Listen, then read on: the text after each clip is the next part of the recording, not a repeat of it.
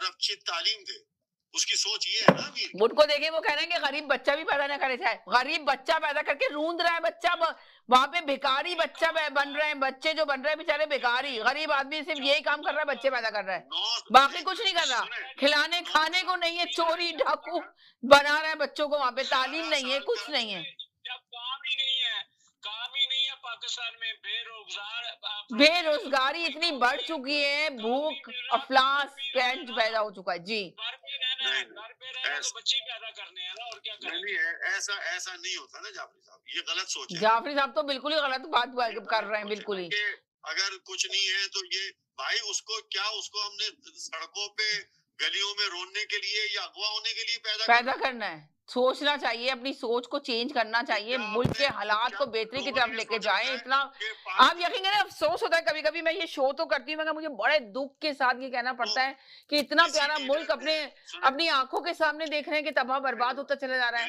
लोग यकीन करें, आधा पाकिस्तान बैठा हुआ है। आप बिलीव करेंगे, मेरे पास इतनी ईमेलें आती हैं, इतने टेक्स्ट मैसेजेस आते हैं कि इतना पैसा लेके पाकिस्तान में लोग बैठे हुए निकलने के लिए, बाहर मुल्क में किसी भी मुल्क में चले जाएं, कुछ भी करने के लिए तैयार हैं। अब आप सोचिए, वहां पाकिस्तान का एक पढ़ा लिखा आदमी, एक छोटी सी बात हम कर लेते हैं, एक पढ़ा लिखा डॉक्टर ले लें, वहां से पाकिस्तान से आता है, यहाँ क्या जॉब करता है आने के बाद? आप मुझे बता दें, अगर आपको सच्चाई है तो बताएं कि ये लेबर जॉब पे जाता है, फैक्ट्री जॉब करता है, अगर यहाँ की एजुकेशन हासिल ना कर ले कभी भी सेट नहीं होता।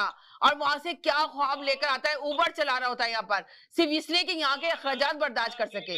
या चोरी तो नहीं कर सकेगा ना, मगर इस तरह के लोग आते हैं पैसा लेकर और आने के बाद देखते हैं कि बड़ा बड़ा ख्वाब है जी, हम अपने मुल्क में कुछ नहीं कर सकते, हमारे मुल्क के बहुत हालात खराब है, हम दूसरे मुल्क में जाके करेंगे। पर दूसरे मुल्कों में आके जब इस कदर के ऐसे काम करते हैं तो उनको शर्म महसूस नहीं होती है। अफसोस के साथ वाकई मुझे कहना पड़ रहा है जी। जब हमें अपने मुल्क में स्टॉप लाइट नजर नहीं आती, आपको मौका मिला है, पीटीआई वाले तो सो गए हैं, आज आप नहीं करनी है बात, मुकाबला आप नहीं करना है। पीटीआई वाले मेरे साथ हैं, साजिद भाई भी मौजूद है, महमूद भाई भी मौजूद है, अरशद साहब भी मौजूद है, चौधरी साहब भी मौजूद है। मैं ले नहीं रही थी, अभी मैं सोच रही हूँ ब्रेक के पर चली जाऊं, तो उसके बाद मैं साजिद भाई को लूंगी, फिर इसके बाद महमूद भाई को लूंगी, फिर अरशद भाई को लूंगी, फिर इसके बाद चौधरी साहब को लूंगी, अरशद साहब को भी लूंगी, चौधरी